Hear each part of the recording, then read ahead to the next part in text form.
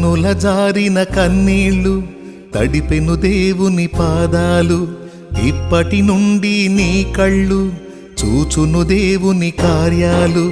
కన్నుల జారిన కన్నీళ్ళు తడిపెను దేవుని పాదాలు ఇప్పటి నుండి నీ కళ్ళు చూచును దేవుని కార్యాలు ఉందిలే దీవెనా ఎందుక వేదనా